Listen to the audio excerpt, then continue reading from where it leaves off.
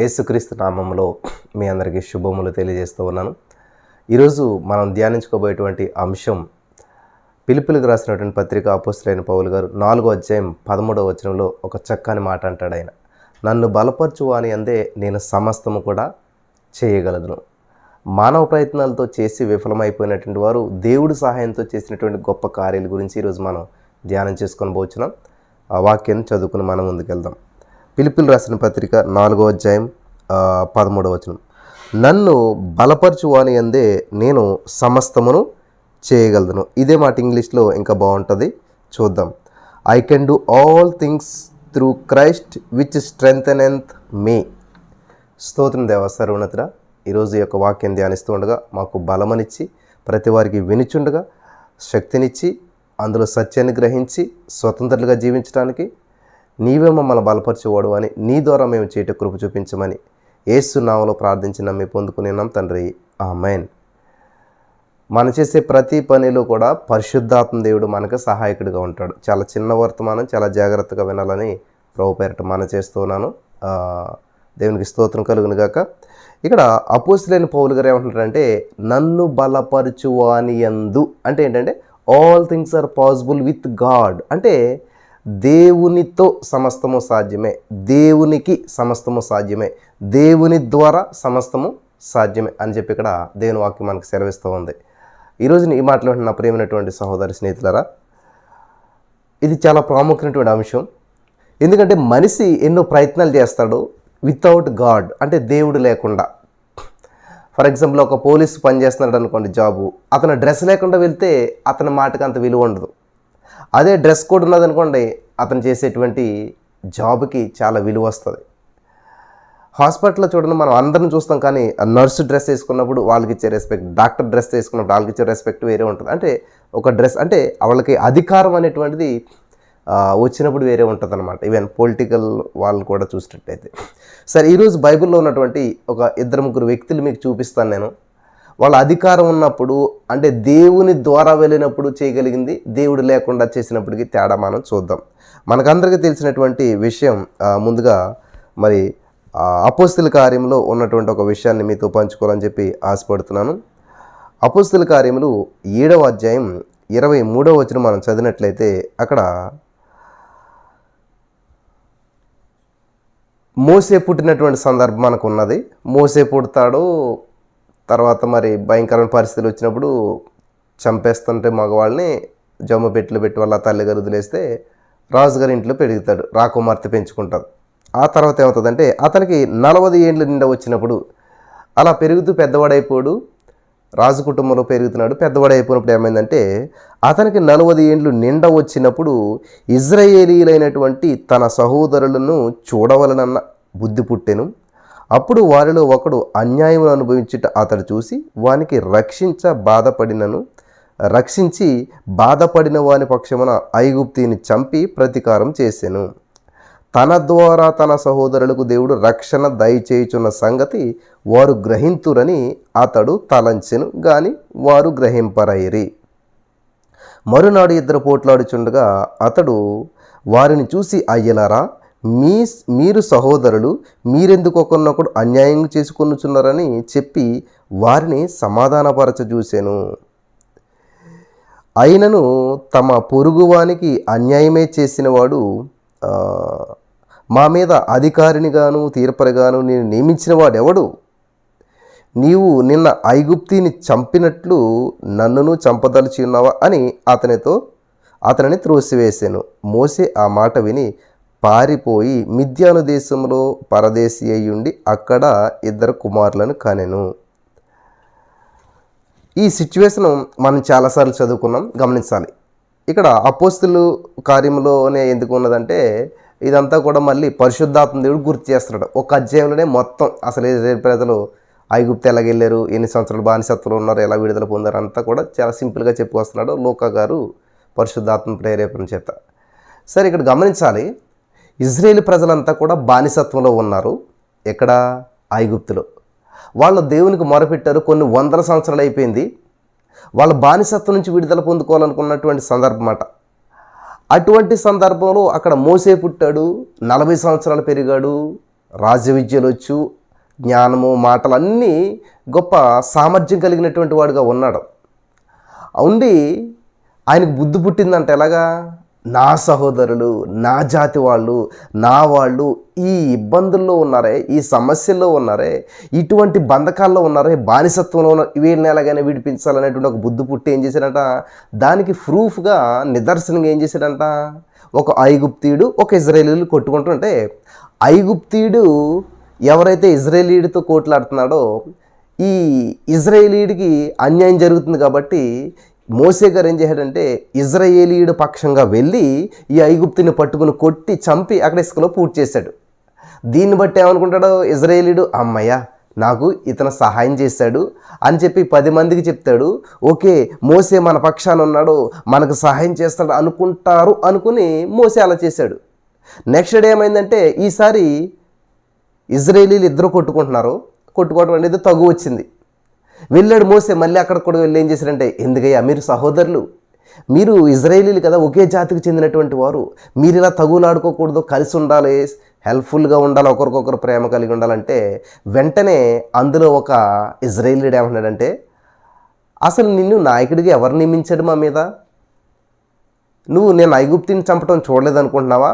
మమ్మల్ని కూడా అలా చంపుతారనుకుంటున్నావా అని చెప్పేసేసి అనేసరికి ఇంకా ఫ్యూజ్ మాడిపోయినట్టు అయిపోయింది మోసే గారికి. అరే చూసేసారా వీళ్ళు, చూసినా కానీ అసలు నేను వీడికి హెల్ప్ చేశాను కదా, కానీ దీన్ని ఇలా తీసుకున్నారేంటి వీళ్ళు అని చెప్పి ఇంకా అవమానం తట్టుకోలేక ఆయన అరణ్యంలోకి పారిపోయినటువంటి వాడుగా అక్కడ సందర్భం మనం చూస్తూ ఉన్నాం. గమనించాలి, ఇక్కడ మోసే ఏమనుకుంటాడంటే నా ద్వారా దేవుడు సహాయం వచ్చిందని వీళ్ళు గుర్తిస్తారేమో కాబట్టి వీళ్ళని విడిపించాలి అని చెప్పి సొంత ప్రయత్నం చేశాడు, విఫలమైపోయాడు. తనకు తానుగానే దేవుని సంప్రదించకుండా, దేవుని ద్వారా కాకుండా, వినాలి జాగ్రత్తగానే, ఇక్కడ చాలా అద్భుతమైన విషయం ఇది. నన్ను బలపరచు అని అందే నేను సమస్తం చేయగలను అంటున్నాడు పౌలు గారు. మనల్ని ఎవరు బలపరుస్తాడు? పరిశుద్ధాత్మ దేవుడు, ఆదరణకర్త. కాబట్టి పరిశుద్ధాత్మ దేవుని సహాయం లేకుండా మనం చేసేదంతా కూడా నిష్ఫలము, నిరుపయోగము, నిరర్ధకము. ఇక్కడ మోసే తన రాజరికంగా ఉన్నాడు, ఒక రాకుమారుడిగా ఉన్నాడు, జ్ఞానం ఉంది, బలం ఉంది, మాటకారితనం ఉంది, అన్నీ ఉన్నప్పుడు ఎలాగైనా సరే నేను చేసేద్దారని వెళ్ళాడు. విఫలమైపోయాడు. ప్రయత్నం అంతా కూడా విఫలమైపోయింది. ఇది చాలా అద్భుతమైనటువంటి సందేశం. ఈ రోజున మీరు కూడా మీ శక్తిని ఉపయోగించి, మీ బలాన్ని ఉపయోగించి మీరు ఎన్నో ప్రయత్నాలు చేసి ఉండొచ్చు, విఫలమైపోయి ఉండొచ్చు. ఇక్కడ ఏమైందంటే అడ్డుపోయి సీనాయి పర్వతానికి అతను వెళ్ళిపోయాడు అనమాట. వెళ్ళిపోయి 40 years 40 సంవత్సరాల వయసులో అరణ్యానికి వెళ్ళిపోయాడు.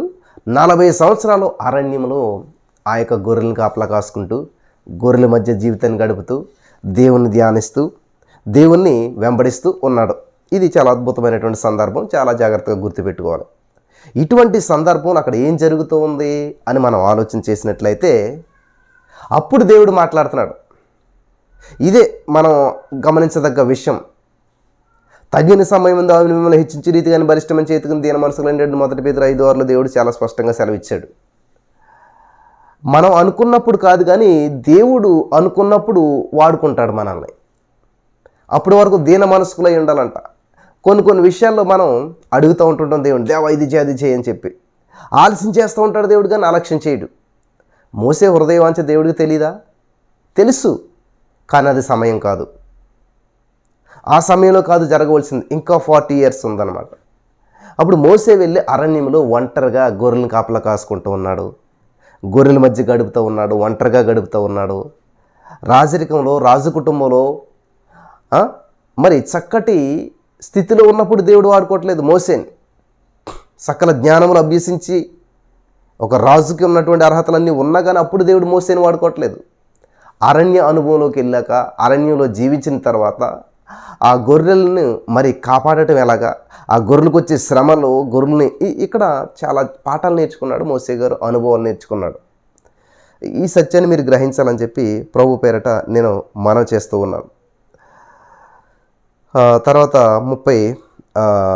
32వ వచనం, నేను మీ పితరుల దేవుడను, అబ్రహాము, ఇస్సాకు, యాకోబు దేవుడులను అని ప్రభువు వాక్కు వినబడును గనుక మోసే వణికి నిదానించి చూచుటకు తెగింపలేదు. అందుకు ప్రభు నీ చెప్పులు విడుము, నీవు నిల్చున్న చోటు పరిశుద్ధ స్థలం అని చెప్పాడు. తర్వాత 34వ వచనం, ఐగుప్తులో ఉన్న నా ప్రజల దురవస్థను నేను నిదానించి చూచితిని, వారి మూలుగు వింటిని, వారిని విడిపించుటకు దిగి వచ్చి ఉన్నాను. రమ్ము, నేనిప్పుడు నిన్ను ఐగుప్తునకు పంపుదునని అతనితో చెప్పాను. మోసే, నీకేదో ఆశ ఉన్నది కదా హృదయంలోను. మోసే, నీ ప్రజలను ఏదో విడిపించాలని ఒక బలమైనటువంటి కోరుకున్నది కదా. అందరిని వాడుకోవట్లేదు అక్కడ. ఆశపడే ప్రాణాన్ని తృప్తిపరుస్తాడు. తగ్గిన సమయంలో దేవుడు మిమ్మల్ని హెచ్చిస్తాడు. తగ్గిన సమయంలో దేవుడు మిమ్మల్ని విడిపిస్తాడు. తగ్గిన సమయంలో దేవుడు మిమ్మల్ని, మీ జీవితాన్ని మార్చడానికి సిద్ధంగా ఉన్నాడు దేవుడు. ఇజ్రాయేల్ ప్రజలు మొరపెట్టారు. గమనించాలి, ఇక్కడ అద్భుతమైన సత్యం దాగుంది. మోసే విడిపించాలి అనుకున్నప్పుడు వాళ్ళు విడిపించబడలేదు. వాళ్ళ మొరపెట్టి వాళ్ళకి విడిపించబడాలనే ఆలోచన వచ్చినప్పుడు ఈ బానిసత్వం నుంచి మనం బయటపడాలి, ఈ బానిసత్వం ఎన్నాలో, ఈ బంధకాలు ఎన్నాలో అని చెప్పి వాళ్ళకు ఆలోచన వచ్చి వాళ్ళు మొర పెడతాం ప్రారంభించినప్పుడు వాళ్ళ మొర విని దేవుడు వాళ్ళకు ప్రత్యక్షం అవ్వలేదు, కానీ వాళ్ళ మొర విని దేవుడు మోసేకు ప్రత్యక్షమయ్యాడు. వాళ్ళు ప్రార్థించినప్పుడు దేవుడు వాళ్ళ దగ్గరికి వెళ్ళలేదు, కానీ వాళ్ళ మొర దేవుని దగ్గరికి వెళ్ళింది, దేవుడు వాళ్ళ దగ్గరికి వెళ్ళలేదు. వెంటనే మోసేకు ప్రత్యక్షమయ్యాడు. ఇక్కడ ఒక సత్యం గమనించాలి. అప్పుడు 40 సంవత్సరాల మోసే వెళ్ళి ఇజ్రాయేల్ ప్రజలకు అన్యాయం జరుగుతుంటే అన్యాయం చేస్తున్న వ్యక్తిని చంపి పడేస్తాడు. ఇప్పుడు నా పక్షాన్ని వచ్చేస్తారు ఇజ్రాయేల్ ప్రజలంతా కూడాను, వీళ్ళకి నేను రాజుని అవుతాను, వీళ్ళ పక్షాన్ని నేను పోరాడి ఎలాగైనా విడిపించేద్దారు అనేటువంటి ప్లాన్ తోటి చేస్తుంటాడు. అప్పుడు అది సమయం కాదు, అప్పుడు అది నీ వల్ల కాదు, నీకు నువ్వు ప్రయత్నం చేయటం వల్ల నీ వల్ల కాదు. నేను చెప్పానా? దేవుడు చెప్పాడా? దేవుడు సహాయం చేస్తాడా? దేవుడు సహాయం లేకుండా మోసే వెళ్ళాడు, విఫలమైపోయాడు, నిందించబడ్డాడు, అవమానించబడ్డాడు, త్రోసివేశారు అని ఉన్నది అక్కడ. అంటే రిజెక్ట్ చేశారంటే వాళ్ళు. సరే, ఇక్కడ చూసినట్లయితే 34వ వచనంలో దేవుడు ఎంత స్పష్టంగా మాట్లాడుతున్నాడు చూసారా. ఇప్పుడు రమ్ము మోసే, రా రా రా రా, ఇప్పుడు నిన్ను ఐగుప్తునకు పంపుదునని అతనితో చెప్పాను. చూడండి, దేవుడు లేకుండా మోసే వెళ్ళాడు, హత్య చేశాడు, కానీ వాళ్ళకి హెల్ప్ చేశాడు, కానీ దెర్ ఈజ్ నో యూజ్. కానీ దేవుడు చెప్పినప్పుడు వెళ్ళాడు. మోసే ఏమన్నా ఒక హత్య అన్న చేశాడు? అక్కడెక్కడ కూడా ఏ హత్య చేయలేదు. మోసే ఎవరి మీద చేసుకోవాల్సిన అవసరం కూడా రాలేదు. ఎప్పుడైతే దేవుడు చెప్పినప్పుడు వెళ్ళాడో మోసే 10 అద్భుతాలు చేశాడు అక్కడ.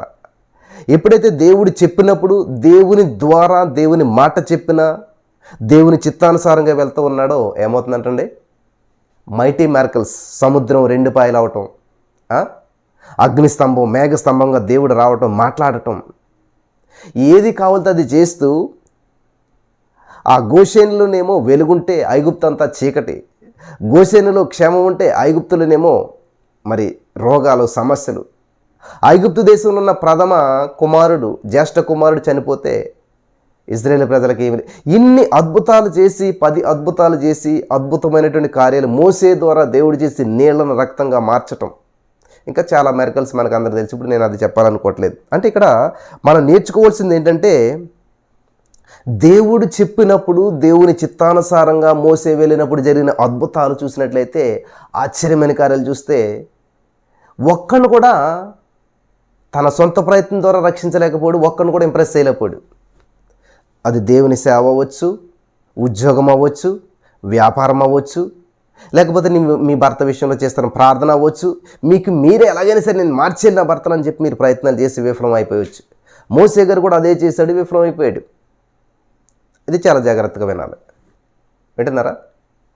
కానీ విఫలమైపోయాడు, ఓడిపోయాడు, నిందించబడ్డాడు, తృణీకరించబడ్డాడు, అరణ్యంలోకి వెళ్ళిపోయాడు. అప్పుడు 40 సంవత్సరాలు అక్కడ ఒంటరిగా ఉన్నాక అప్పుడు దేవుడు మాట్లాడాడు, నడు మోసే, ఇప్పుడు. ఎంత బాగుంది మాట. రమ్ము, నేను ఇప్పుడు నిన్ను ఐగుప్తునకు పంపుదునని అతనితో చెప్పాను. రా మోసే, ఇప్పుడు పంపుతుందా? నువ్వు కంగారు పడకు, నేను పంపినప్పుడు నువ్వు వెళ్ళు, నేను చెప్పినప్పుడు నువ్వు చెయ్యి, నా మాట చెప్పు, నువ్వు చెయ్యి, నీవు అద్భుతాలు నువ్వు చూస్తావు. హల్లెలూయా. ఆ కర్ర కింద పడే పాము అవుతుంది. అందుకే నువ్వు మనిషిని చంపేసేసి, మర్డర్లు చేసేసేసి వాళ్ళని రక్షించేద్దారే, రక్తపాతం చేసేద్దారంటే నీ వల్ల కాదు. నేను చెప్పినట్టు చెయ్యి, నా మాట వింటే చాలు. ఒక్కను కూడా రక్షించబడలేనటువంటి, ఒక్కను కూడా కాపాడలేకపోయి మోసే పారిపోయాడు. ఇప్పుడు 40 సంవత్సరాల వయసులో. అదే ప్లేసు, అదే చోటికి అదే మోసే 80 సంవత్సరాల వయసులో వెళ్తున్నాడో, ఒక్క వ్యక్తిని కూడా ఈయన హత్య చేయవలసిన అవసరం లేకుండా 30 లక్షల మంది మధ్య 30 లక్షల మందిని విడిపించుకు రాగలుగుతున్నాడు ఒక్కడే. హల్లెలూయా! ఇది చాలా అద్భుతమైనటువంటి విషయం. 30 లక్షల మందిని ఏం చేస్తున్నాడటండి? తీసుకొస్తున్నాడు, విడిపించుకొస్తూ ఉన్నాడు. 30 లక్షల మందిని తీసుకొస్తున్నప్పుడు సముద్రం అడ్డుగా వస్తే మోసే జస్ట్ కర్ర చాపి సముద్రాన్ని పాయలు చేసి సముద్రంలో ఆరిన నేలన్న మార్గాన్ని మోసే ద్వారా దేవుడు ఏర్పాటు చేస్తున్నాడు. All things are possible with God. కాబట్టి నన్ను బలపరచువాని అందే నేను సమస్తము చేయగలను అని ఎప్పుడైతే మోసే గారికి ఆలోచన వచ్చిందో, ఎప్పుడైతే ఆ బలపరిచే దేవుని ద్వారా చేయటానికి సిద్ధపడ్డాడో, దేవుని మాటకు లోబడ్డాడో, అప్పుడు అద్భుతాలు జరిగాయి. ఇంకా నేను ఎక్కువ చెప్పదలుచుకోలేదు, మీకు అందరికీ అర్థమైంది కదా. సొంత ప్రయత్నం చేసినప్పుడు ఎలా విఫలమయ్యాడు, దేవుని ద్వారా దేవునితో కలిసి పనిచేసినప్పుడు ఎంతటి విజయం సాధించాడు అనేది ఒక అద్భుతమైనటువంటి ఎగ్జాంపుల్. నెక్స్ట్ ఇంకొక ఉదాహరణ మీకు చూపించాలని చెప్పి నేను ఆశపడుతున్నాను. లూకా సువార్త 5వ అధ్యాయం మనం చదివినట్లయితే, లూకా సువార్త 5వ అధ్యాయం 4వ వచనంలో మనం చూసినట్లయితే, ఆయన బోధించుట చాలించిన తర్వాత, అంటే మనం 5వ అధ్యాయం 1వ వచనం చదువుకుందాం. జనసమూహము దేవుని వాక్యం వినుచు ఆయన మీద పడుచుండగా ఆయన గెన్నెసరేతు సరస్సు తీరమున నిలిచి, ఆ సరస్సు తీరమున 2 దోణులు చూసెను. జాలర్లు వాటిలో నుండి దిగి తమ వలలో కడుగుచుండిరి. ఆయన ఆ దోణెలలో సీమోనుదైన ఒక దోణి ఎక్కి దరి నుంచి కొంచెము త్రోయుమని అతనిని అడిగిరి. కూర్చుండి దోణిలో నుండి జన సమూహములకు బోధించుచుండెను. ఆయన బోధించుని చాలిన తర్వాత, నీవు దోణిను లోతునకు నడిపించి చేపల పట్టుటకు నీ వల వేయుడని సీమోనుతో చెప్పాను. ఇక్కడ ఏమి బోధించాడో దేవుడు ఏం చెప్పట్లేదు. ఎంతమందికి బోధించాడో, ఎటువంటి ప్రసంగమో ఇది రాయబడలేదు. కొండ మీద ప్రసంగం అయితే రాయబడింది, ఇట్లా కొన్ని ప్రసంగాలు రాయబడ్డాయి, కొన్ని రాయబడలేదు. ఇక్కడ మన పాయింట్ ఏంటంటే, పేతురుతోటి దేవుడు ఏమంటున్నాడంటే, నీ దోణి లోతులకు పోనీ అంట ఉన్నాడు, చేపలు పట్టుటకు వలయ అంటున్నాడు. అప్పుడు సీమోన్ ఏమంటున్నాడంటే, ఏలినవాడా, రాత్రంతయు మేము ప్రయాసపడిదాం కానీ మాకేమీ దొరకలేదు, అయినను నీ మాట చెప్పున వలలో వేతునని ఆయనతో చెప్పాను.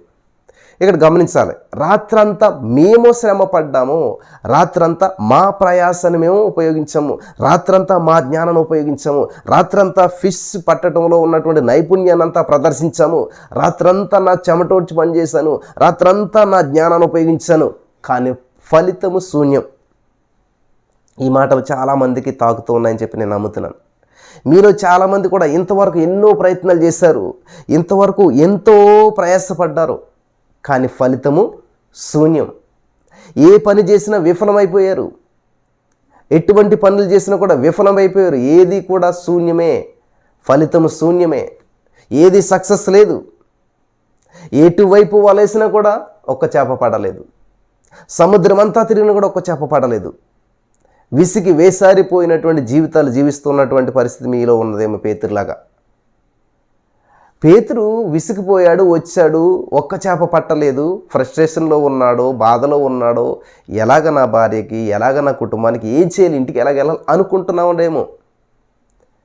దేవుడు ఏమన్నాడంటే, ఓకే, ఈ బోటు నీకు ఉపయోగపడలేదా, ఈ బోటు నీకు సహాయపడలేదా, ఈ బోటు నీ ఆకలిని తీర్చలేదా, అయితే నాకు ఇస్తావా అని అడుగుతున్నాడు దేవుడు.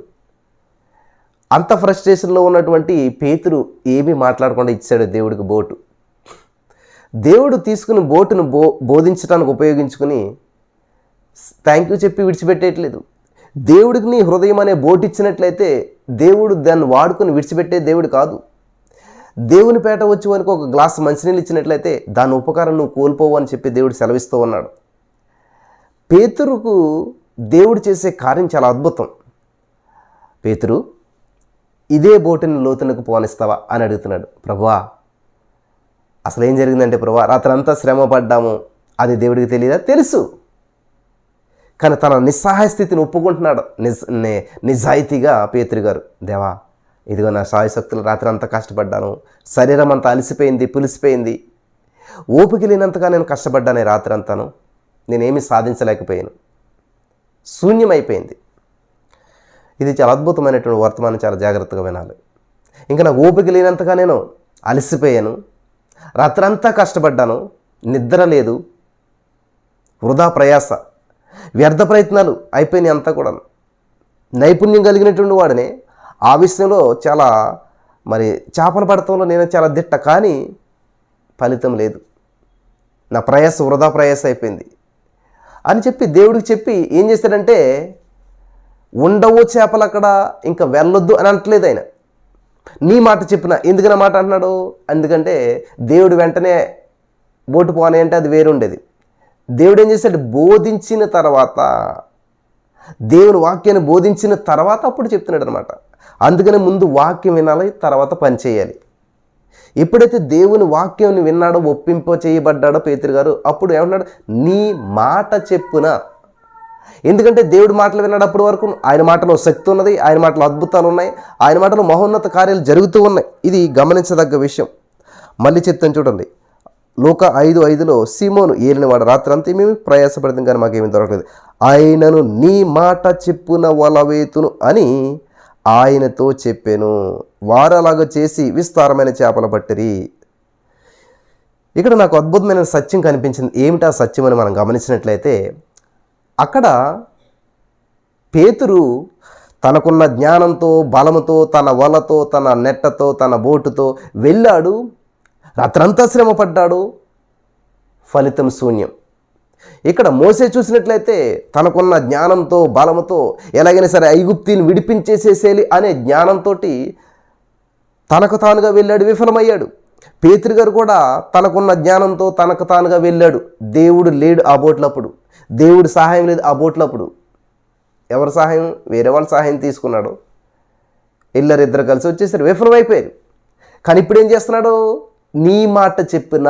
గమనించాలి, ఇప్పుడు దేవుడి మాట చెప్పిన వెళ్తున్నాడు. మోసే ఇప్పుడు ఎలా వెళ్ళాడు? ఇప్పుడు రా రా రా మోసే రా, నేను ఇప్పుడు నిన్ను పంపిస్తాను రా అన్నాడు. అంటే ముందు మోసే వెళ్ళినప్పుడేమో తన సొంత నిర్ణయం, రెండోసారి మోసే 80 సంవత్సరంలో వెళ్తున్నప్పుడు ఏంటంటే దేవుని మాట చెప్పిన వెళ్తూ ఉన్నాడు. ముందు రాత్రంతా కష్టపడినప్పుడు పేతురు బోటులో యేసయ్య లేడు. ముందు రాత్రంతా శ్రమ పడినప్పుడు పేతురు సొంత శక్తి, సొంత బలము, సొంత ఆలోచన. కానీ ఇప్పుడు పేతురు ఏంటంటే సొంత ఆలోచన పక్కన పెట్టాడు, సొంత మనసును పక్కన పెట్టాడు, సొంత చిత్తాన్ని పక్కన పెట్టాడు. ఆయన చేసిన ప్రయత్నాలన్నీ విఫలమైపోయాడు. ఏ విధమైనటువంటి ఫలితాన్ని చూడలేకపోయాడు. ఇప్పుడు ఏం చేస్తా ఉన్నాడంటే, నీ మాట చెప్పున అని చెప్పి దేవుని మీద ఆధారపడడం ప్రారంభించాడు. నా మాట లేదయ్యా, నా ఆలోచన లేదు, నా అన్నీ విఫలమే, కాబట్టి నాదంతా జీరో. గమనించాలి ప్రియులారా, అక్కడేమో మోసే గారు తన రాజరికాన్ని, తన యొక్క బలాన్ని, తన యొక్క యవ్వనాన్ని, 40 సంవత్సరాలు అంటే మంచి బలం నుండి ఉంటాడు, ఇవన్నటి ద్వారా ఎలాగైనా ఇడిపించేది, నా సహోదరులకి సహాయం చేయాలి, నా ద్వారా దేవుడు వీళ్ళకి విడిపించలేదేమో అనుకున్నాడు. కానీ అవలేదు పని, అక్కడ విఫలమయ్యాడు. పేతురు కూడా తనకు శక్తి సామర్థ్యాలను ఉపయోగించి ఎలాగైనా చేపలు పట్టేయాలి, రాత్రంతా విస్తారమైన చేపలు పట్టేయాలి అనేటువంటి ప్లానింగ్, ప్రణాళికలు సిద్ధం చేసుకుని వెళ్ళాడు, విఫలమైపోయాడు. హల్లెలూయా. కానీ ఇప్పుడు ఏం చేస్తున్నాడు? నీ మాట చెప్పిన. ఇది చాలా అద్భుతమైనటువంటి విషయం. ఇప్పుడు ఏం చేస్తున్నాడంటే, లేదు లేదు, నా మాట కాదు, నా ఆలోచన కాదు, నా శక్తి కాదు, నా బలం కాదు, నన్ను బలపరిచావు నువ్వు. విసిగి వేసారిపోయాను రాత్రంతా కష్టపడి, కానీ నీ మాటలు నన్ను ఆదరించాయి, బలపరిచాయి. నన్ను బలపరిచావు కదా వేసే, నన్ను బలపరచు, నీ ద్వారా నేను ఎప్పుడు చేయగలుగుతాను, నీ మాట చెప్పు నేను చేస్తాను, నీ మాట చెప్పు నేను వలవేస్తాను. హల్లెలూయా, దేవునికి స్తోత్రం కలుగును గాక అని చెప్పి వల వేసి విస్తారమైన చేపలు పట్టి, అందుచేత వారి వలలు పిగిలిపోవచ్చుండగా. తేడా ఏంటి? దేవుడి మాట చెప్పిన మోసే 30 లక్షల మంది అంటేసుకుని వస్తున్నాడు. దేవుని మాట చెప్పినటువంటి పేతురు గారు సముద్రంలోకి వెళ్ళి ఏం చేస్తున్నాడు? విస్తారమైన చేపలు, వల కూడా పిగిలిపోతుందంట. ఒక్క చేప పట్టలేనటువంటి వ్యక్తి వల పిగిలిపోతుందంట. వారు వేరొక దోణిలో ఉన్న తమ పాలి వారు వచ్చి తమకు సహాయం చేయవలనని వారికి సంజ్ఞలు చేసిరి. వారు వచ్చి 2 దోణులు మునిగినట్లు నింపిరి. ఇక్కడ గమనించాలి, దేవుడు అబ్రహాంతో వచ్చినందుకు లోతును కూడా దీవించాడు, ఆశీర్వదించాడు. అలాగే ఇక్కడ పేతురు మాత్రమే కాదు ఇక్కడ దీవించబడ్డది, పేతురుతో పాటు ఇంకొకరు ఉన్నారు. ఎవరు? ఇద్దరు వెళ్ళారని చెప్పేసేసి, ఇద్దరు వాళ్ళని చేపలు పట్టారని చెప్పి, ఇద్దరని చెప్పి మనం అక్కడ చూస్తూ ఉన్నాం. ఎప్పుడైతే పేతురు ఒక్కడే వెళ్ళదు, మళ్ళీ పేతురుతో పాటు అతను కూడా వెళ్ళి ఉంటాడు. ఇద్దరు కలిసి చేపలు పడతాక మళ్ళీ దేవుడు తీసుకుని వెళ్ళినప్పుడు పేతురు దేవుని మాట చెప్పిన వల వేసినప్పుడు వల పిగిలిపోతుంది. ఎన్ని చేపలు వచ్చాయంటే వాళ్ళలోనూ తన బోటు నిండిపోయింది, వేరే బోటు కూడా నిండిపోయింది. దేవుడికి చూడండి, దేవుడికి ఒక్క బోటు ఇస్తే 2 బోట్లు నింపిస్తున్నాడు. దేవునికి స్తోత్రం. దేవుడిచ్చేటువంటిది ఎలాగుంటుందంటే ఆశీర్వాదం పొంగు పొర్లుతుంది. నువ్వు పట్టుకోలేనంత పట్టజాలనంత విస్తారమైనటువంటి దేవునితో దేవుడు నింపుతాడు. ఇది చాలా బాగుంది. ఈ మాట మీరు గమనించుంటారు. 2 దోణులు మునుగునట్లు నింపిరి. చెప్పాలి మీరు అందరూ కూడా, 2 దోణులు మునుగునట్లు. కాబట్టి దేవుడిచ్చే దీవెన ఎలా ఉంటుందంటే 2 దోణులు మునుగుతుంది. ఇక్కడ మోసే ఒక్కడనే ఇంప్రెస్ అయ్యలేకపోయాడు, విఫలమైపోయాడు, పారిపోయాడు. కానీ దేవుని మాట చెప్పిన విన్నప్పుడు 30 లక్షల మందిని వెంటేసుకుని వస్తా ఉన్నాడు.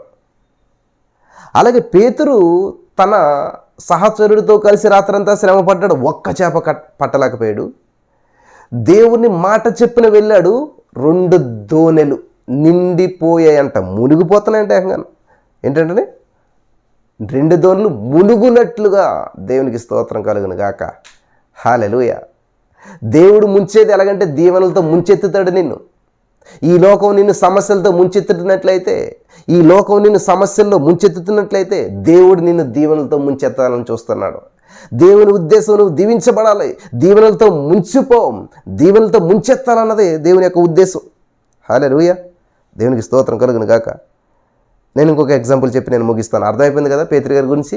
పేతురు ప్రయత్నాలన్నీ విఫలమయ్యాయి, సొంత ప్రయత్నాలు విఫలమయ్యాయి, సొంత ప్రణాళికలు విఫలమయ్యాయి. కానీ దేవుని మాట చెప్పిన చేసినప్పుడు విస్తారమైనటువంటి దీవెనలతో ఆశ్రయించబడ్డారు. ఓకే, అయిపోయింది. మోసే, పేతురు. ఇంకొక ఎగ్జాంపుల్ చెప్పి నేను ముగించాలని చెప్పేసి ఆశపడుతున్నాను. లూకాసు వార్త 2వ అధ్యాయం 42వ వచనం మనం చదివినట్లయితే, ఆయన 12 ఏండ్ల వాడై ఉన్నప్పుడు ఆ పండగను ఆచరించుటకై వాడుకు చెప్పిన వారు యెరూషలేమునకు వెళ్ళారు. ఎవరైనా యేసుక్రీస్తు ప్రభువారు 12 సంవత్సరాల వయసు ఉన్నప్పుడు ఏం చేస్తూ ఉన్నాడంటే ఆ యెరూషలేము పండగకి వెళ్ళారు. ఆ తర్వాత మరి ఆ దినములు తీరిన తర్వాత వారు తిరిగి వెళ్ళుచుండగా బాలుడైన యేసు యెరూషలేములో నిలిచెను. ఆయన తల్లిదండ్రులు ఆ సంగతి ఎరుగక ఆయన సమూహంలో ఉన్నాడని తలంచి ఒక దినం ప్రయాణం సాగిపోయి తన బంధువులలోనూ నెలవైన వారిని ఆయన వెతుకుచుండిరి. ఆయన వారికి కనబడిన ఆయన వెతుకుచు యెరూషలేమునకు తిరిగి వచ్చిరి. 3 దినములైన తర్వాత ఆయన దేవాలయంలో బోధకుల మధ్య కూర్చుండి వారి మాటలను ఆలకించుచు వారిని ప్రశ్నలు అడుగుచూ ఉండగా చూసిరి. వెళ్ళారు, ఒకరోజు వచ్చారు, మొత్తం 3 రోజులు పట్టింది. మళ్ళీ యేసుప్రభువుని కనుగొన్నారు. 12 సంవత్సరాల వయసు. గమనించాలి, ఇక్కడ వయసు బాగా గుర్తుపెట్టుకోవాలి. యేసుక్రీస్తు ప్రభువారు 12 సంవత్సరాల వయసులోనే బోధించడం ప్రారంభించాడు. యేసుక్రీస్తు ప్రభువారు 12 సంవత్సరాల వయసులోనే ప్రశ్నలు వేయటం ప్రారంభించాడు. ఆలకించు వారిని ప్రశ్నలు అడుగుచుండ వారు చూచిరి.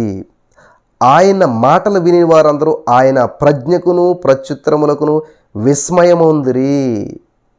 గమనించాలి, ఆయన తల్లిదండ్రులు ఆయనను చూసి మిక్కిలి ఆశ్చర్యపడి ఆయన తల్లి, కుమారుడా, మమ్మల్ని ఎందుకు ఇలాగ చేసేదివి? ఇదిగో మేము దుఃఖపడుచున్నాము, నిన్ను వెతుకుతున్నామంటే యేసుప్రభువు అంటాడు, మీరు ఎలాగ నన్ను వెతుకుతున్నారు? నిన్న తండ్రి పని మీద ఉండవాలని మీరు ఎరుగరా? తండ్రి పని అంటే ఇది పరలోకమందున తండ్రి పని అనమాట. నేను బోధించాలని మీరు ఎరుగరా అని చెప్పి అన్నాడు. అలా మాట గ్రహించలేదు. అంతటా ఆయన వారితో కూడా బయలుదేరి నజరేతునకు వచ్చి వారికి లోబడి ఉండెను. ప్రియులు గమనించాలి, 12వ సంవత్సరంలోనే ప్రసంగాలు ప్రారంభించేయాలనుకున్నాడు ప్రభువారు. 12వ సంవత్సరంలోనే ముందుకెళ్ళిపోవాలనుకున్నాడు కదా. దాని దేవుడు, పరిశుద్ధాత్మ దేవుడు అవకాశం ఇవ్వలేదు. అప్పుడు గమనించాలి, 12వ సంవత్సరంలోనే తండ్రి పని చేసేద్దారని చెప్పేసి ముందుకెళ్ళిపోయాడు యేసు ప్రభువారు. వింటున్నారా? దేవుడు పైగా దేవుడు 12 సంవత్సరంలోనే ప్రారంభించేద్దాం, నా తండ్రి నన్ను ఇందుకే పంపాడు, తండ్రి పని ఇదే అని చెప్పి స్టార్ట్ చేద్దారనుకుంటే పరిశుద్ధాత్మ దేవుడు, అప్పుడు కాదు బాబు, రా, నువ్వు తల్లిదండ్రులకు లోబడి ఉండు, ఇప్పుడు కాదు నువ్వు చేయవలసింది అని చెప్పి మనకి మత్తయి సువార్త 4వ అధ్యాయం వెళ్ళేసరికి యేసుక్రీస్తు ప్రభువారు 30 సంవత్సరాల వయసు వచ్చాక ఏం చేస్తాడంటే అప్పుడు పరిచర్యను ప్రారంభిస్తాడు. ఉపవాసం ఉంటాడు. ఆత్మచేత ఆయన అరణ్యానికి తోడుకొని పోబడతాడు. అప్పుడు మరి 40 రోజులు ఉపవాసం ఉన్న తర్వాత దేవుడు ప్రసంగాలు ప్రారంభిస్తాడు, దేవుని పరిచర్య ప్రారంభిస్తాడు. ఆయన ప్రసంగం చేస్తూ ఉంటుంటే ఇక్కడ మార్కు సువార్తలో ఒక మాట ఉంటుంది, నేను చదివి వినిపిస్తాను, మీకు ముందుకెళ్తాను. హల్లెలూయా. మార్కు సువార్త 1వ అధ్యాయం 22వ వచనం చదివినట్లయితే అక్కడ ఆయన శాస్త్రుల వలె గాక అధికారం గలవాని వలె వారికి బోధించెను గనుక వారు ఆయన బోధకు ఆశ్చర్యపడిరి. గమనించాలి ప్రియులారా, యేసుక్రీస్తు ప్రభువు 12 సంవత్సరంలోనే బోధన ప్రారంభించాడు. కానీ అది దేవుని ఉద్దేశం కాదు. అప్పుడు కాదు దేవుని యొక్క ఉద్దేశం. మోసే ఆగు అని చెప్పి పరిశుద్ధాత్మ దేవుడు యేసు ప్రభువుని నాపాడు. నువ్వు తల్లిదండ్రులు లోబడి నువ్వు ఇప్పుడు బోధించవలసింది కాదు. ఇప్పుడు నీకు 30 సంవత్సరాలు అంటే 18 సంవత్సరాలు ఇంకా సమయం ఉన్నది. మోసేతో దేవుడు చెప్తున్నాడు 40 సంవత్సరాలు కాదు నువ్వు చేయవలసింది 80 సంవత్సరాలు, ఇంకా 40 సంవత్సరాలు నీకు టైం ఉంది, రా నేను పంపుతాను కదరా. ఇక్కడ పేతురు చూసినట్లయితే రాత్రంతా శ్రమ పడ్డాడు. ఇప్పుడు కాదు, రా నేను పట్టిస్తాను నీ చేత చేపలు, నా సేవకుడు నా మాట చెప్పు నువ్వు వల వేసే సమయం ఇప్పుడు కాదు. నీ మాటలు నీ ప్రయత్నాలన్నీ విఫలమైపోయేమో. కాబట్టి ఇక్కడ యేసుక్రీస్తు ప్రభువారు 12 సంవత్సరంలో పరిచర్య ప్రారంభం చేశాడు, కానీ విఫలం.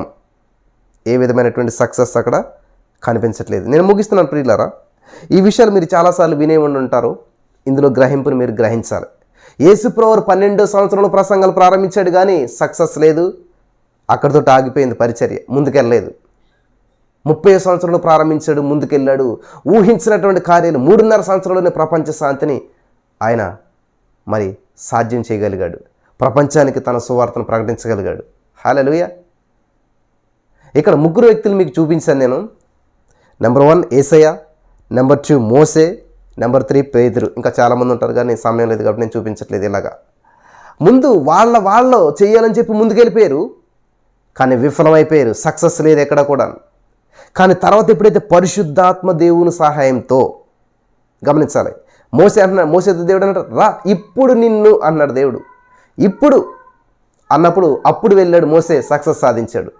పేతురు నీ మాట చెప్పిన అన్నప్పుడు ఇప్పుడు దోణిని లోపలికి పోని అన్నాడు దేవుడు. అప్పుడు పేతురు ఏం చేస్తున్నాడు, నీ మాట చెప్పినాను వల వేశాడు. విస్తారంగా 2 దోణిలు మునిగినట్లుగా చేపలు పట్టాడు. యేసుక్రీస్తు ప్రభువు 30 సంవత్సరాల పరిచర్యను ప్రారంభించాడు. వేల మందికి అద్భుతాలు ఆశ్చర్యకార్యాలు చేస్తూ దేవుని యొక్క రాజ్య విస్తరణలో అద్భుతమైనటువంటి కార్యాలు చేశాడు. ఈ రోజున ఈ వర్తమానం వింటున్నట్టు నా ప్రియమైనటువంటి సహోదరి స్నేహితులారా, ఇంతవరకు మీకున్నటువంటి జ్ఞానాన్ని బట్టి, మీకున్నటువంటి ఆలోచన బట్టి మీరు చేసిన పరిచర్య అవ్వచ్చు, లేకపోతే మీరు జీవించిన జీవితం అవ్వచ్చు, లేకపోతే నీ భర్త మారాలని చెప్పి ఇంతవరకు ఎన్నో ప్రయత్నాలు చేసి ఎంతోమందిని చెప్పి నా భర్త కోసం ప్రేయర్ చేయని చెప్పి ఎన్నో ప్రయత్నాలు చేసి, లేకపోతే నువ్వు ఆయనకి ఎంతో సార్లు చెప్పి ఎన్నోసార్లు మాట్లాడి ఆయనతోటి ఎలాగైనా చర్చికి రా అది అని చెప్పి ఎన్నో ప్రయత్నాలు చేసి విఫలమైపోయేమేమో ఇంతవరకు. దేవుడు చెప్పిన ఇప్పుడు నా మాట చెప్పిన, ఇప్పుడు పోనీ లోతులోకి, ఇప్పుడు చేయి నువ్వు మోకాళ్ళ ప్రార్థన, ఇప్పుడు రా నువ్వు దేవుని సంధికి, ఇప్పుడు నా మాట చెప్పు నువ్వు చేయి అని దేవుడు నీతో మాట్లాడుతున్నాడు. ఇప్పుడు పరిశుద్ధాత్మ దేవుడు నీకు సహాయకుడిగా ఉంటున్నాడు. ఊహింపశక్యంగానే మూలుగులతో ఆయన నీ పక్షాన ప్రార్థన చేసి నిన్ను నడిపించాలని చూస్తున్నాడు. నమ్ముతున్నావా? హల్లెలూయా.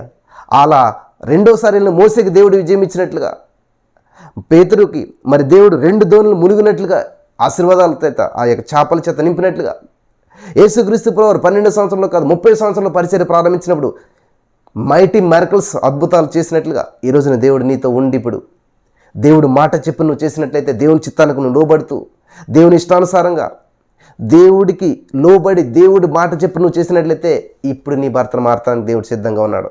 ఇప్పుడు నీ యొక్క అప్పుని తీర్చడానికి, అప్పు నుంచి విడిపించడానికి దేవుడు సిద్ధంగా ఉన్నాడు. ఇప్పుడు నీ స్థితిగతులు మార్చి ఊహించినటువంటి రీతిలో నెట్ బ్రేకింగ్, బోట్ సింకింగ్ అయ్యేటువంటి బ్లెస్సింగ్స్ తోటి దేవుడు నేను నింపాలని చెప్పి ఆశపడుతున్నాడు. మరి సిద్ధపడతారా? ఇప్పుడు మీరు ప్రారంభిస్తారా? ఇంతవరకు విసిగి వేసారిపోయారేమో, ఇంతవరకు ఎన్నో ప్రయత్నాలు చేసి ఇంకా నా వల్ల కాదు, ఇంకా లేదు, ఇంకా నాకు ఏమీ లేదు అని మీరు అనుకుంటున్నారేమో. పేతురులాగా నిరుత్సాహపడిపోయారేమో, మోసేలాగా రిజెక్ట్ చేయబడి మీరు ఒంటరిగా కృంగిపోయారేమో. అయితే దేవుడు మీతోటే మాట్లాడుతున్నాడు ఈ రోజున. ఇదే మీ సమయం, ఇదే అనుకూల సమయం. ఇప్పుడు రండి, నేను మిమ్మల్ని పంపిస్తాను. ఇప్పుడు రండి, నేను మీకు సహాయం చేస్తాను. ఇప్పుడు నేను మీతో వస్తాను అని చెప్పి దేవుడు ఇంతవరకు బోధించటం సాధించిన తర్వాత అంట దేవుడు బోధించాడు, ఇప్పటి వరకు మీతో మాట్లాడాడు, మీ యొక్క విశ్వాసపు లెవెల్ పెంచాడు. ఇప్పుడు మిమ్మల్ని నడమంటున్నాడు పని చేయడానికి. చేస్తారా? అయితే మోకరించండి, మీ కొరకు చిన్న ప్రార్థన చేస్తాను. హల్లెలూయా. స్తోత్రం దేవ సర్వోన్నతుడా. ఎంతమంది అయితే మోకరించి 2 చేతులు పైకి ఎత్తిన ప్రభా నీకు లోబడ్డారో, సిద్ధపడ్డారో వారందరూ జ్ఞాపం చేసుకోనమని యేసు నామమున ప్రభా. అలానాడు మోసే మొదటి ప్రయత్నంలో విఫలమయ్యాడు, కానీ నీ మాట చెప్పున చేసి 30 లక్షల మందిని రక్షించగలిగాడు. అలాగే ప్రభా మరి పేతురు రాత్రంతా కష్టపడ్డాడు, ఓడిపోయాడు, కానీ నీ మాట చెప్పున వెళ్ళాడు, 2 దోణులు మునిగినట్లుగా అద్భుతమైనటువంటి చేపలను, విస్తారమైనటువంటి ఆశీర్వాదాలను పొందుకోగలిగాడు. ఏసే నువ్వు కూడా 12 సంవత్సరాల పరిచయం ప్రారంభించావు, కానీ అది దేవుని ఉద్దేశం కాకపోవటం వల్ల సక్సెస్ అవ్వలేదు. కానీ నువ్వు 30 సంవత్సరాల పరిచయం ప్రారంభించావు, అనేక మందిని ప్రభావితం చేసావు. ఈరోజు ఎవరైతే ఇంతవరకు విఫలమైపోయి వ్యాపారాల్లో, మరి చదువుల్లో, ఉద్యోగాల్లో, గర్భఫలాల్లో, నా తండ్రి మరి భర్తల మారు మనసు విషయాల్లో ఎన్నో ప్రయత్నాలు చేసి పేతురు వలె రాత్రంతా శ్రమపడి అలసిపోయారేమో. ఇప్పుడు నువ్వు వాక్యం బోధించావు, నీ వారితో మాట్లాడావు. ఇప్పుడు నీ మాట చెప్పిన వారు మరి జీవించడానికి కృప చూపించి, నీ మాట చెప్పిన చేసి అద్భుతమైన ఫలితాలు నా తండ్రి పొందుకోవాలని ఆశపడుతున్నారు. వారు నీకు లోబడుతున్నారు. పరిశుద్ధాత్మ దేవుడు వారికి సహాయం చేసి అద్భుతమైన విజయాలు ఇస్తున్నందుకు నీకు వందనం చెల్లిస్తూ, నజరేయుడైన యేసు నామములో ఈ వర్తమానం విన్న వారందరి జీవితాల్లో గొప్ప ఆశీర్వాదాలు, మేలులు మెండుగా ఇచ్చినందుకు వందనం చెల్లిస్తూ యేసు నామములో ప్రార్థించిన మేము పొందుకుని ఉన్నామా పరమ తండ్రి. ఆమెన్.